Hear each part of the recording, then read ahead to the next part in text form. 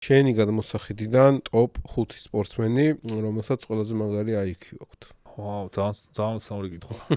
კაი, 3 თუ ვინ.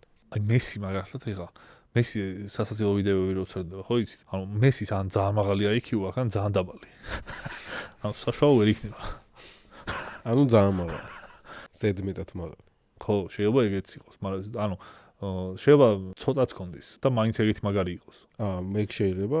კი, მაგალითად ხო, აი ალიზე სადღაც წაკითხული მაქვს, რომ 62 ქონდა. 62 ძალიან ცოტა. ხო, ალიზე მოგარტყავდა.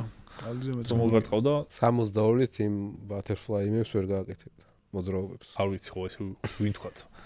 კვარას ვიტყვი, იმიტომ რომ როგორ მგონია იცი რომ კვარა ისეთი ფსიქოტიპის ტიპი არის, რომ სხვა რამეში ეგეთი იქნებოდა რა, ნებისმიერ რაღაცაში. ეგეთ წარმატებული. მე რონალდინიო მიყვარს, მაგრამ რონალდინიო არ იქნებოდა.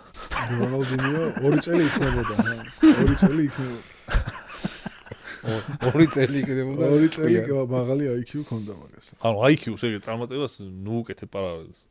ანუ შეიძლება ძალიან მაღალი IQ ქონდეს, მაგრამ იმენა არ ვარგოდეს რა. ან შეიძლება პირიქით სპორტში ვარგოდეს და ცხოვრებაში არ ვარგოდეს რა. სპორტული IQ და ცხოვრებისული IQ განსხვავდება. სპორტული IQ კიდე სხვა არის, ხო, აი UFC-ში მაგალითად სპორტული IQ-ს ასაც ეძახიან, რომ იციო შენი რა უნარი, როდის უნდა გამოიყენო. ეგრე თუ შევაფასებთ, მაშინ მერაბი იქნებოდა ალბათ ტოპი, საერთოდ. მერაბს რა უნარებიც აქვს, იმას ისე პროფესიონალურად იყენებს, რომ ეგ არის fight IQ-ს ტოპ ლეველი მართლა.